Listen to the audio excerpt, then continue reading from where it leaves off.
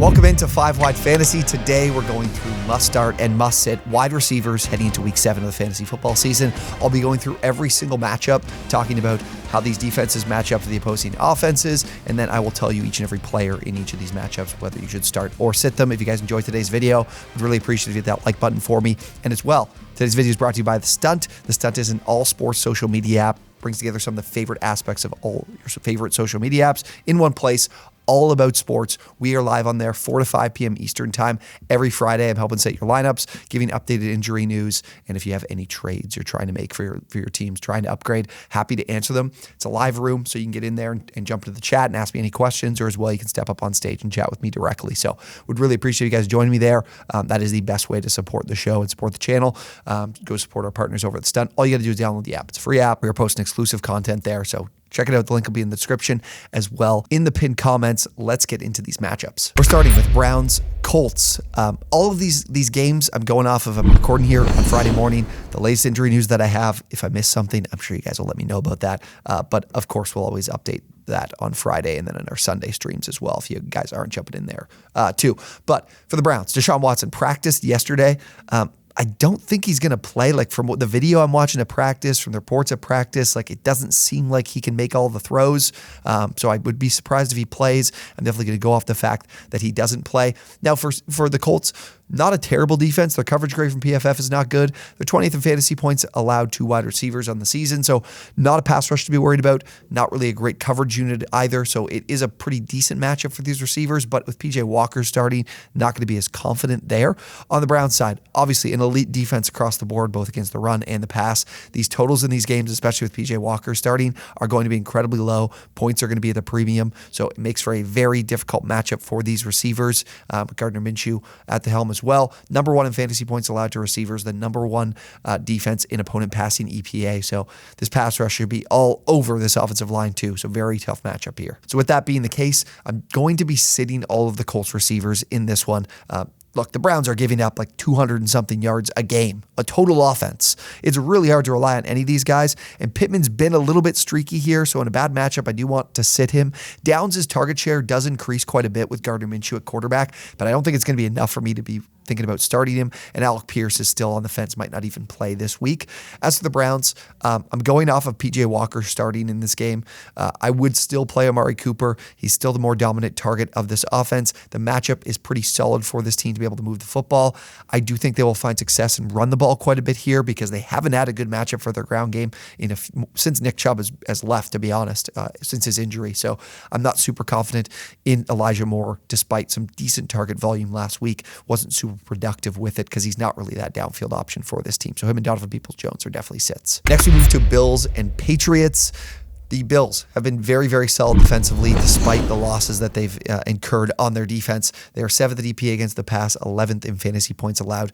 2 wide receivers on the season, a solid pass rush, great coverage grade from PFF. On the Patriots side, they're very banged up in their secondary. They brought in J.C. Jackson to help them out there.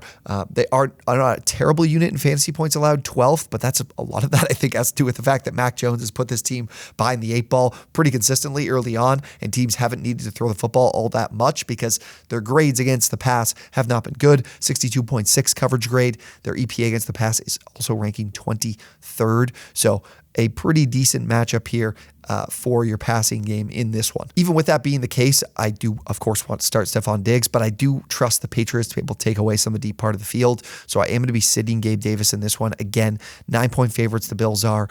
A game here that I think they should handle pretty easily. So I don't know, especially with Josh Allen, who did practice in full on Thursday, nursing a shoulder injury, a little bit of a concern there to be able to make all the throws. That definitely plays a part for me. So I'm going to be a little bit more conservative here with the Bills and do want to sit Gabe Davis. If you do play him, I don't think it's a terrible start, but in this particular situation, I would lean towards sitting him if I have some better options that I'm sure we will talk about. On the Patriots side, look, there's no trust that I have in any of these wide receivers. If Hunter Henry does ultimately miss, I saw he did miss practice earlier this week, so there is a chance he doesn't play. That will definitely open up more opportunity for these receivers. but I don't think that's enough for me. Like, these guys are not trustworthy. I know Parker and Bourne have been running a ton of routes, but they're not really turning that into significant target rate, so don't want to trust any of these receivers with the Patriots. Raiders at the Bears, the backup bowl we have here. I believe it'll be Brian Hoyer and Tyson Bagent. That has me very concerned, which we'll get into when I share the start sit. But both these defenses aren't ones you should be worried about throwing the ball against. The Bears, 31st in EPA against the pass, 19th in fantasy points allowed. They don't have much of a pass rush. It makes life real easy for these quarterbacks, quite frankly. But for the Raiders, not terrific in the same right. We have Max Crosby as that terrific pass rusher that generates a ton of havoc, but 21st in EPA against the pass, so not a crazy defense to be worried about. But again, we have some underwhelming quarterbacks. So with that being the case, the Bears are a team I'm sitting all across the board. Their wide receivers, DJ Moore, Darnell Mooney. Moore, I know it'll be surprising, being one of the top receivers in fantasy this season, but a lot of that comes off of one game. And with Bagent at quarterback, the team was running the ball in over 50% of plays despite trailing in that game. If they get a neutral game script here, I think they'll be running the ball in closer to 60%, so that leaves limited volume for Moore and a backup quarterback that I don't think they will be able to trust to create explosive plays downfield. So I am worried about Moore being able to sustain fantasy success in this particular game, despite not a bad matchup. I would be sitting Moore this week because of Bagent being at quarterback. On the Raiders side, the Devontae Adams diva wide receiver conversation comes into play. Not shocking to see. He hasn't been getting the ball much, but I do think it's because he's been banged up the last couple of weeks, been limited in practice. Jacoby Myers has been great. We had the breakout for Michael Mayer as well. How much they get Josh Jacobs the ball, which he probably doesn't fucking deserve considering the efficiency that he has this season has been absolutely terrible. I think this is a game where, like you see with a lot of receivers, have the complaint about their target share. They get force-fed the football. I think that'll happen here with Devontae Adams, with Brian Hoyer at quarterback, who is a capable backup. I'm not going to tell you that he's going to put together a big game here in this matchup, but he is a capable one that they can trust, get the ball to this number one guy and get him to make plays. So I would start Adams. But with Hoyer at quarterback, I would lean more towards sitting Jacoby Myers here. We could see plenty of volume from Josh Jacobs again with the backup in. So I would be leaning towards sitting other options in the Raiders in a game that just low total, don't expect a lot of points, don't expect a lot of fantasy production. Commanders at the Giants. I don't think Daniel Jones is going to play in this game. I would be surprised if he does with this neck injury. He hasn't been cleared for contact from what I saw on Wednesday's injury report. Don't know what the latest is, obviously, here today on Friday, but I'm going to go off the fact that he doesn't play. Obviously, two good matchups for passing game here. 31st in fantasy points allowed are the Commanders, two wide receivers. The Giants are 23rd, coverage grade of just 55.8. Both these teams in the bottom 6 in passing EPA. So a good matchup for the passing games. One thing I do want to mention, the Giants do blitz a ton. Sam Howell hasn't been great against the blitz. A little bit of a concern for me as to how this passing offense operates. Could lean more in the ground game with Brian Robinson and Antonio Gibson because we know how bad the Giants have been against the run this season. And then we have Tyrod Taylor at quarterback. That kind of, as well, could potentially lead to, especially with how badly banged up the Giants' pass protection is. It looks like they might get Evan Neal back. That would be good. But the Commanders have an excellent front four, so they could be generating a lot of pressure. If you do drop back to pass, that could lean to more Saquon Barkley work as opposed to the rest of these receivers. That leads me to this Giants receiving core. I obviously a good matchup with the Commanders being second last in fantasy points allowed to wide receivers. But Tyrod Taylor quarterback, a good pass rush. I'm not so sure that this Giants offense can reflect how bad the Commanders have been against the pass this season. But Wan'Dale Robinson is a player that gets the ball in those short areas of the field, kind of force feed him the football, ask him to make plays after the catch, which he's definitely capable of doing and taking advantage of. So I would start him because the volume has been great. 8 receptions, 8 targets last week. If you're in a PPR league, that is definitely going to do it for you. If you're in a standard league, I probably would not start Wan'Dale Robinson. But a guy like Darius Slayton, I'm not feeling as confident in, and definitely Jalen Hyatt, because there will not be a lot of downfield opportunities I would anticipate for Tyrod Taylor. On the Commanders side, again, my concern with Sam Howell and how he's been against the blitz. John Dotson isn't really a guy to even consider at this point. McLaurin, I will definitely go to being the number one option. Even with some struggles against the blitz, there will still be opportunities for McLaurin as this number one guy. Samuel is a player that is starting to elevate himself into more in the consideration of starting, but in this matchup, like I mentioned with Howell struggles against the blitz, I'm not going to do it this week. Next, we move to Falcons, Bucks. We have a Falcons team that has been excellent defensively this season, both against the run and the pass. I think they're a little bit better against the run, but they're 7th in fantasy points allowed to wide receivers this season. Their coverage grade of 72 is also very solid. So it's not It's definitely not a defense that you can take too lightly when you're looking to throw the football through the air. But with the run defense, I think being better, we'll probably see a little bit more passing volume from the Bucs because they can't run the ball efficiently enough as it is. As for the Bucs, so a solid run defense, and that's led to some pretty high passing volume. I believe they're top 6, I think it is, in the NFL in opponent pass attempts per game. That's why they're 26th in fantasy points allowed to wide receivers, but you look at all the rest of their grades here, and they aren't that bad. I'm surprised their pass rush grade is 70.2. Don't have a lot of talent in their pass rush, but have been able to be all right. I think the blitz probably helps them a little bit with that. They do love to blitz at second highest rate in the NFL, 40%. So that will be something for Desmond Ridder to handle this week. But I do think, both of these teams will be throwing the ball a little bit more than average in this game. With that being the case, both of the top options for the Bucs, Mike Evans, Chris Godwin, are guys I do want to start in this matchup despite Atlanta's reputation here, fantasy points allowed to the wide receiver position. Again, I do think they got to pass the football quite a bit if they do want to win this game. So I think both these guys will benefit. Godwin as more of that intermediate area of the field guy and getting that volume, and then Evans as the Falcons pass rush isn't very good. It hasn't been very good this season, so Evans could have some downfield opportunities. As for the Falcons, I did mention the blitz rate from the Bucs. London is a pretty solid target for.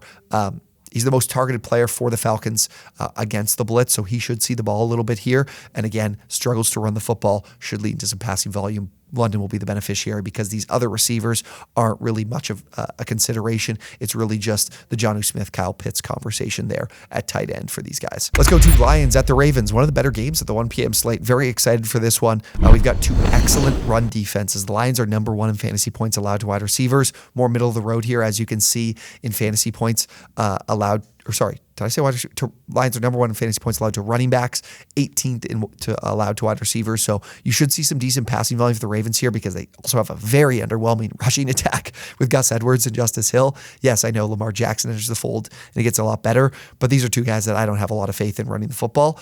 As for the Lions, going to be without Dave Montgomery. It looks like Jahmyr Gibbs will be back, so they won't have a pedestrian running game. But the Ravens are a team that have been excellent defensively, pretty much on both sides of the ball. I'm not sure their pass defense has been so good, but I'm not sure it's as good as the numbers indicate. But again, this game could be another one low scoring because these defenses have been fantastic. So it'll be interesting to see what both of these teams want to do offensively. But I'm pretty confident the Ravens will need to throw the ball quite a bit. The Lions will probably be similar to what we've seen from them all season. So for the Ravens, I'm definitely starting Zay Flowers because I do think the passing volume will be high. Odell, it was a weird week. He didn't run a lot of routes last week, and I'm not really sure why, but he still was very targeted on the routes that he did run. So if he does get back on the field a little bit more, which I think he probably will do, I kind of like him this week in this matchup because, again, passing volume should be solid. Rashad Bateman, still not someone I can rely upon enough. Nelson Agholor is running more routes than him. Nelson Agholor has been more productive than him, so I don't want to be starting Rashad Bateman. As for the Lions, again, the Ravens are a top 5 fantasy defense to wide receivers. That, as we have Sam Laporta, Josh Reynolds, Khalif Raymond, now Jameson Williams, there's just a lot of competition beyond Amon-Ra, who dominates the target share. That, especially with Williams, who's not running a ton of routes. Once I see Williams run, 20 plus routes, I will definitely want to start him as that explosive downfield threat. But right now, he ran 9 routes last week. I know he had a couple of big plays. I still can't reliably start him. It's just too risky. Unless you have a bye week hell, then maybe you take the shot because you're so depleted at your other spots and you don't want to play someone with a really, really low ceiling. Williams has the ceiling, just the floor is like a literal 0. Cardinals at the Seahawks. We talked about this game actually in our props and locks video earlier today. I was targeting the over in this game, so I definitely like the receivers in this one as well, which we'll get a little bit deeper into. The Cardinals, first off, defense has been pretty poor. One of the worst coverage grades in the NFL. Not much of a pass rush. That leads to 25th in fantasy points allowed to wide receivers, 30th in passing EPA. A lot of teams have been able to move the football offensively, both on the ground and through the air, so should feel pretty good about the Seahawks in this game offensively. Also should feel pretty good about the Cardinals passing game offensively. I think the Seahawks pass rush grade is pretty inflated because of that matchup with the Giants, and they've had their bye weeks. They haven't played as many games as everybody else, so you don't get to kind of have a longer or a wider range of games to work through when you're building out this grade. There's just less games here, and this Giants game is playing a big impact on their grade. So I think Dobbs should have some more clean pockets than you might expect, and the Seahawks have struggled against the pass because they've been so good against the run. 30th in fantasy points points allowed to wide receivers on the season. So the Cardinals are actually a good target here for receivers. And because of that, Marquise Brown and Michael Wilson will definitely be starts for me. These are two guys that are on the field the vast majority of plays. Wilson is a guy that can definitely make some plays against this Seahawks defense.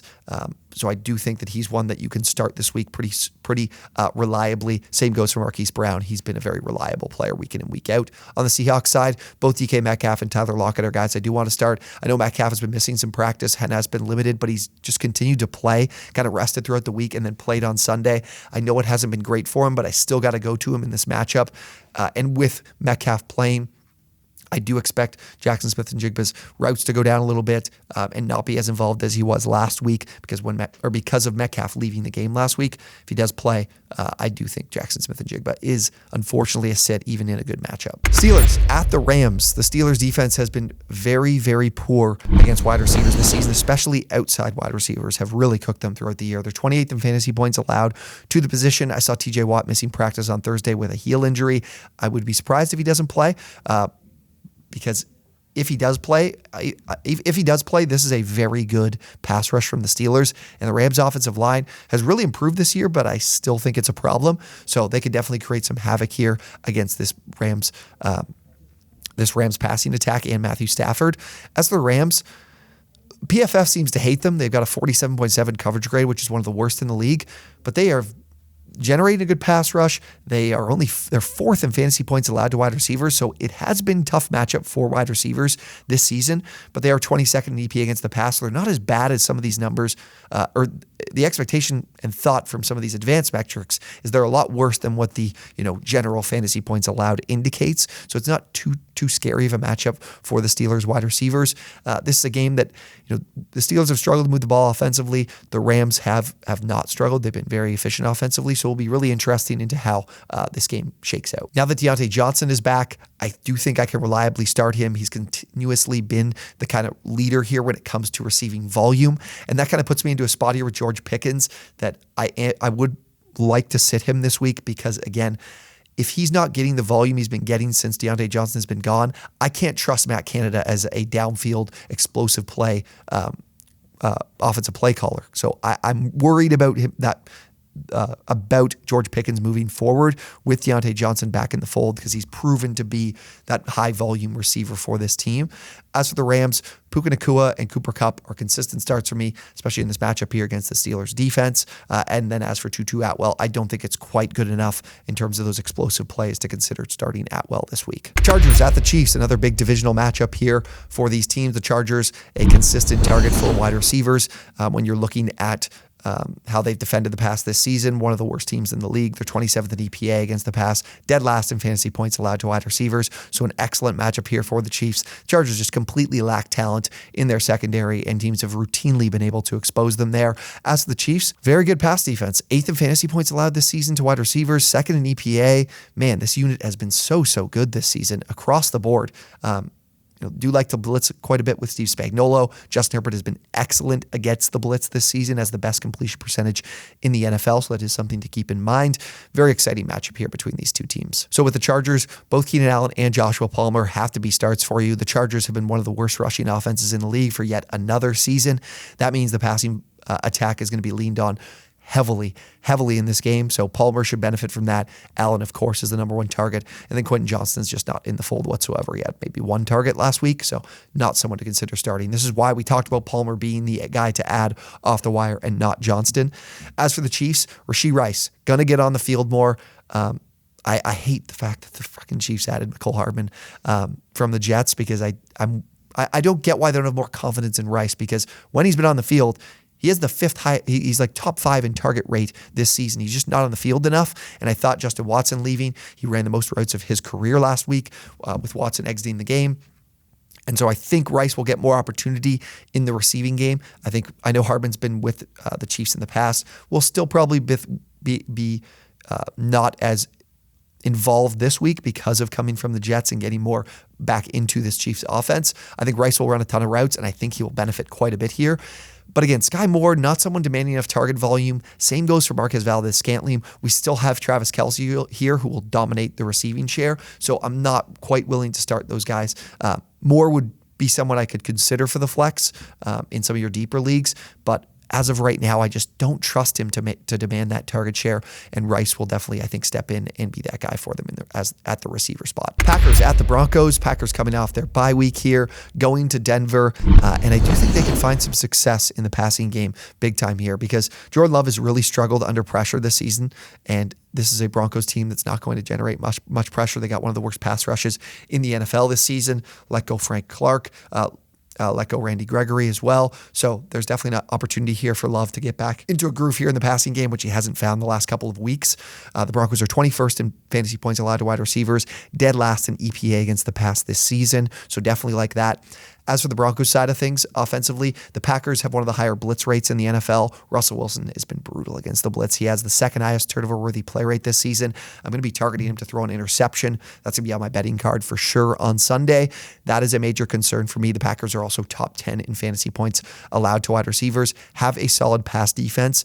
It's the running defense that's been a problem for them this season. So again, with that being the case, I'm going to be sitting all my Broncos pass catchers in this particular game. I do think that they will lean on the rushing attack here, and I don't think there will be a lot of opportunities for Wilson to make plays downfield against this blitz-heavy defense from the Packers. Sutton is really the most reliable start right now. Judy is someone that just hasn't demanded much of a target share so far this season. I saw Sean Payton talking about that. Didn't really give me a lot of an inkling that they're making that a huge focus to get him the ball more.